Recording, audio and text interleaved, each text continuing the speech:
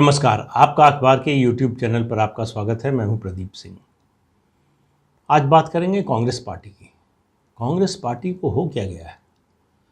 ये मोदी विरोध करते करते देश विरोध तक चली गई। अब देश विरोध और मोदी विरोध से आगे बढ़कर हिंदू धर्म के विरोध पर आ गई।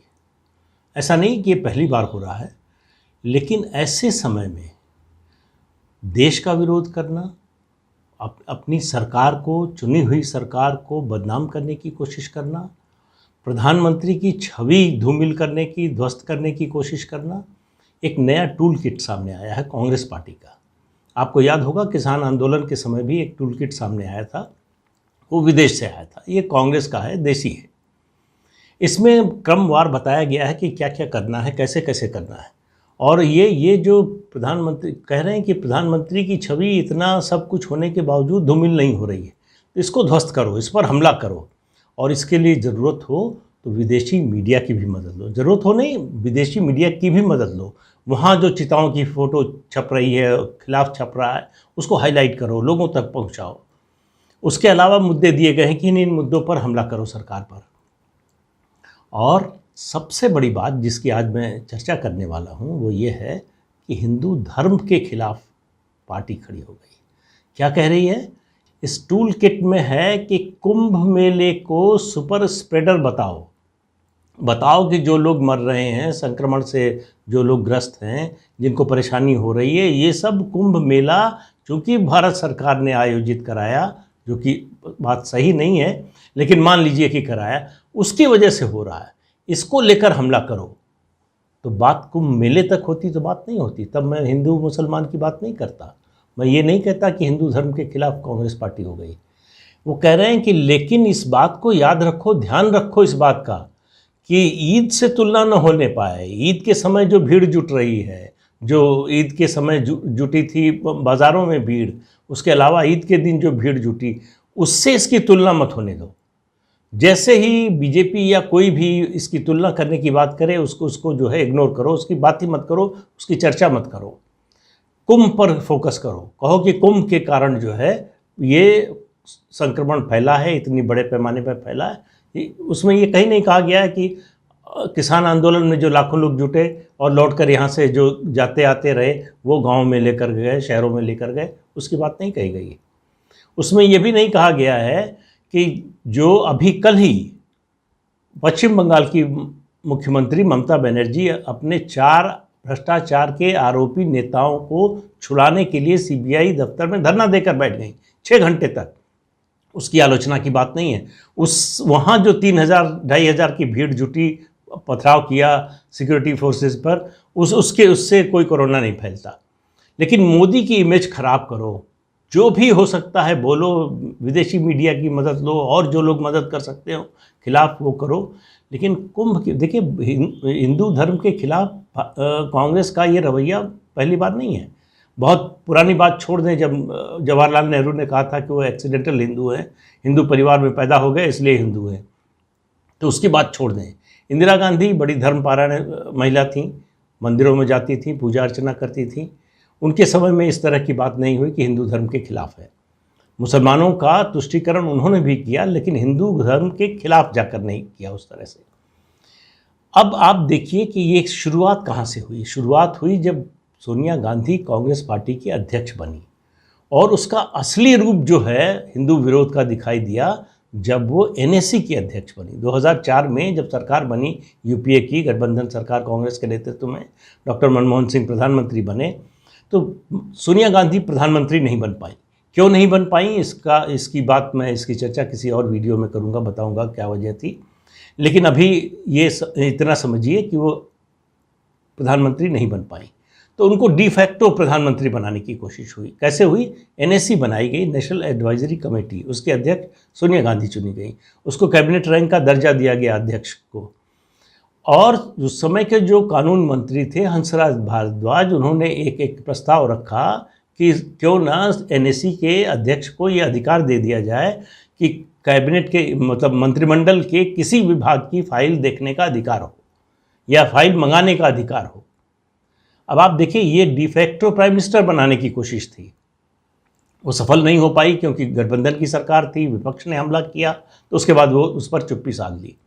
लेकिन सोनिया गांधी वो काम करती रही एनएसी के जरिए। एनएसी में वो लोग थे जो कांग्रेस के समर्थित, तो खास कांग्रेस के समर्थित थे, ये कोई बात नहीं हुई क्योंकि उनकी कांग्रेस की सरकार थी, उन्होंने ही बनाया था, तो उनके समर्थक होते हैं तो कोई बड़ी बात नहीं है। बात ये थी कि ये सब ऐसे लोग थे जो हिंदू संस्कृति के खिलाफ हैं, भारतीयता के खिलाफ थे।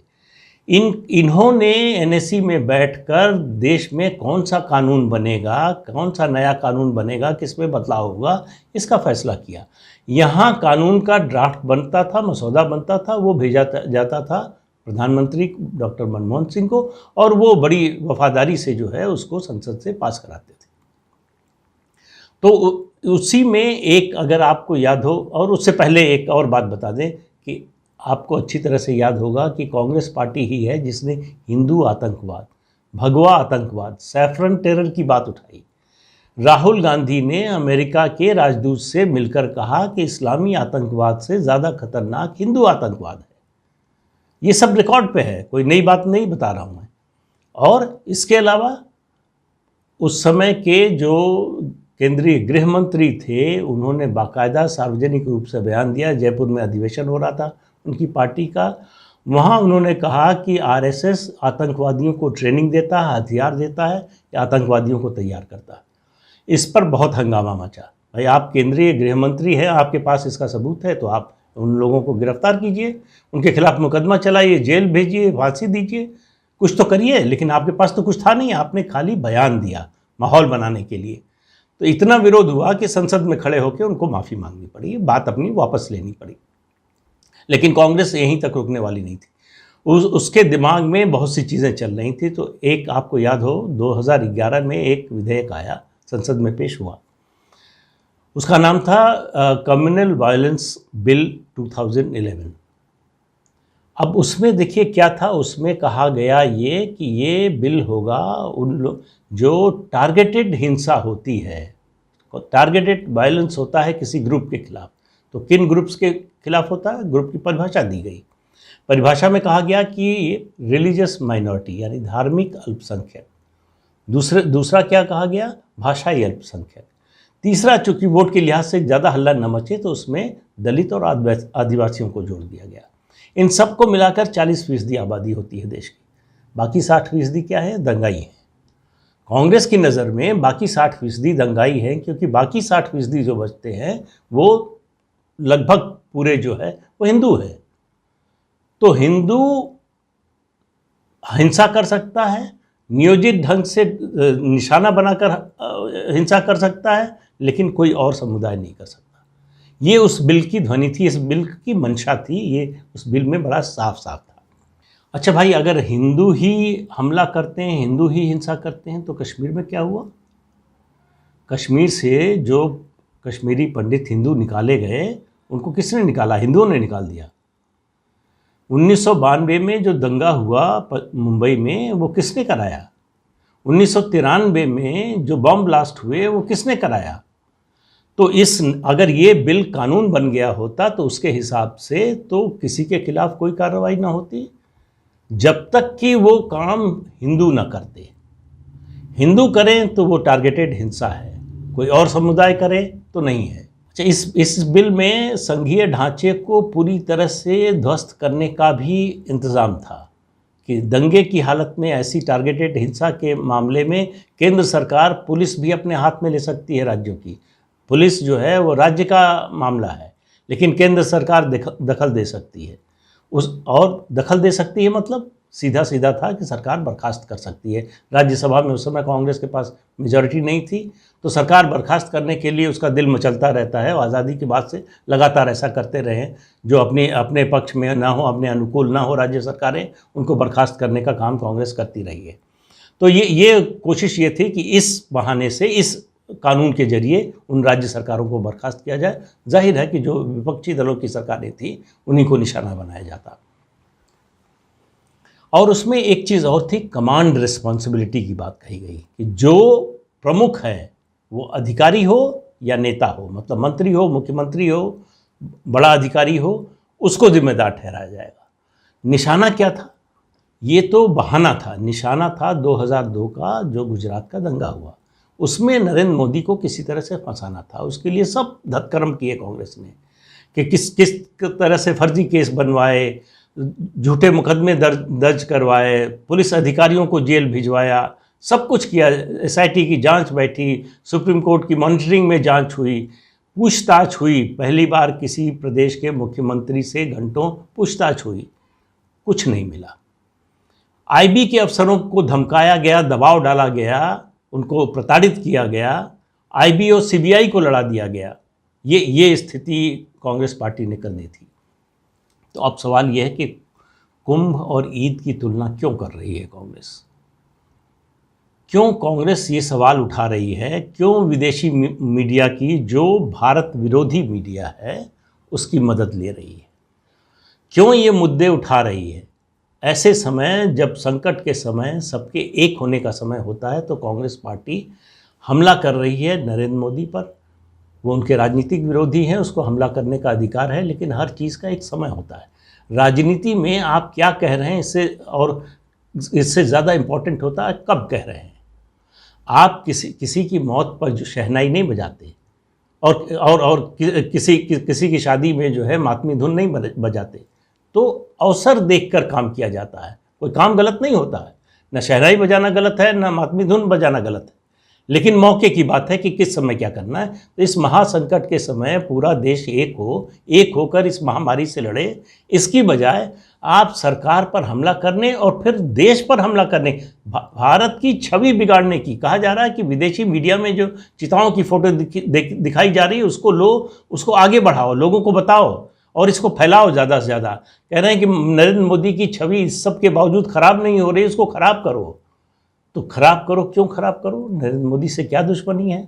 दुश्मनी ये है कि नरेंद्र मोदी 2 बार लोकसभा चुनाव जीते हैं, इतने विधानसभा चुनाव जीते। क्यों जीते? हिंदू वोटों से जीते। तो हिंदुओं पर हमला करो, उनमें विभाजन कराओ, टारगेट करो नरेंद्र मोदी को, ये दिखाओ कि देखो तुम जो मर रहे हो, हिंदुओं तुम भी देखो, ये जो कुंभ कराया मोदी ने, उसकी वजह से मर रहे हो।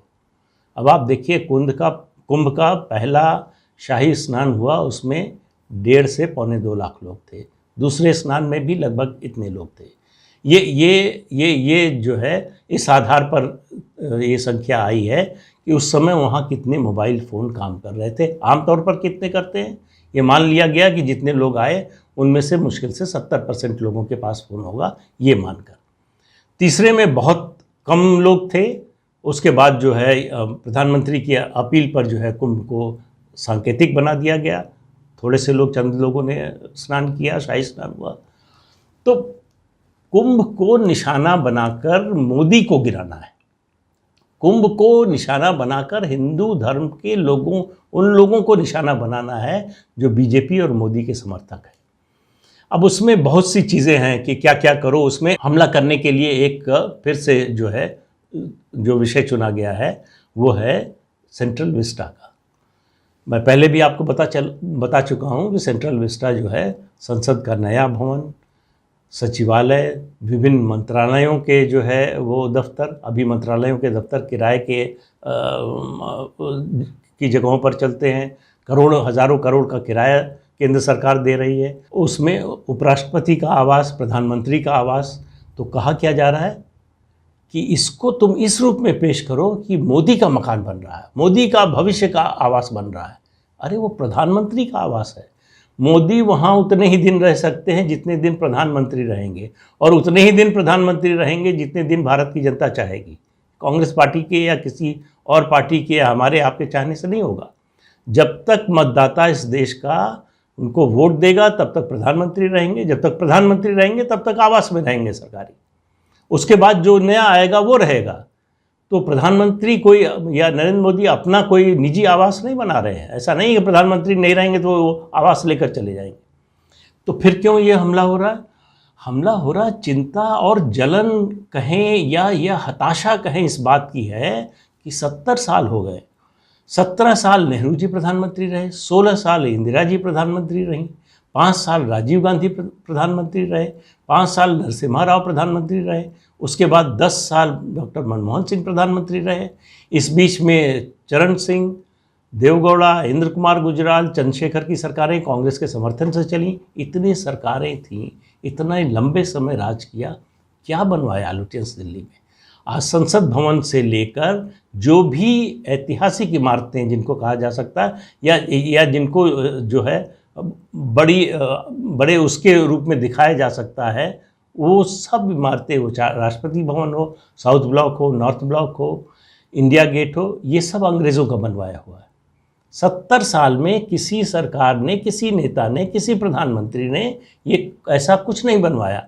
तो संसद भवन नया बन जाएगा, प्रधानमंत्री आवास नया बन जाएगा, उपराष्ट्रपति का आवास बन जाएगा, सारे सरकारी दफ्तर एक जगह पर और सरकारी जो है उसमें बिल्डिंग्स में आ जाएंगे, भवनों में आ जाएंगे, हज़ारों करोड़ का किराया बचेगा। इस सब से मतलब नहीं है। मतलब यह है कि ये मोदी को श्रेय मिलेगा इसका, कि ये तो हमेशा के लिए हो जाएगा ना। ये किसने बनवाया? मोदी ने बनवाया। अभी क्या होता है, किसने बनवाया? लिटन से बनवाया, तो अंग्रेज़ों ने बनवाया। तो ये हो जाएगा कि ये मोदी ने बनवाया। ये बर्दाश्त नहीं है। जिन लोगों को लगता है कि इस देश पर राज करने का उनका जो है नैसर्गिक अधिकार है, ये उनके परिवार की संपत्ति है, उनको ये बर्दाश्त ही नहीं है कि इस तरह का काम कोई और करे, और कर रहा है तो उस पर हमला होना चाहिए। तो ये जो कांग्रेस की टूल किट आई है, आप मानकर चलिए कि ये देश के विरोध में है। प्रधानमंत्री देखिए, नरेंद्र मोदी रहे, कोई और रहे प्रधानमंत्री, देश रहेगा। प्रधानमंत्री बदलते रहते हैं, लेकिन ये देश स्थायी रूप में, लेकिन देश को अगर आप नुकसान पहुंचाएंगे, देश की छवि खराब करेंगे, देश की स्थिति खराब करेंगे देश विदेश में, तो उससे अल्टीमेटली जो भी आएगा उसके लिए मुश्किल होगी। तो ये आप मोदी विरोध में अंधे हो गए, आपको कुछ दिखाई नहीं दे रहा है, आपको लग रहा है कि कुछ भी करो यार, मोदी को गिरा दो।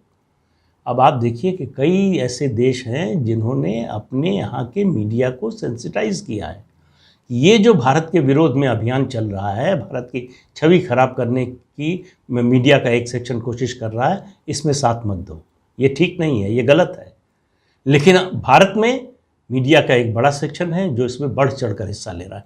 अब आप टूल किट को अगर आप पढ़ेंगे कि क्या क्या मुद्दे हैं, तो उसी के अनुसार आपको दिखेगा मीडिया का एक बड़ा सेक्शन जो काम कर रहा है, जो मुद्दे उठा रहा है, जिन मुद्दों पर सरकार पर हमला हो रहा है, वो सब वही हैं जो इस कांग्रेस की टूल किट में है।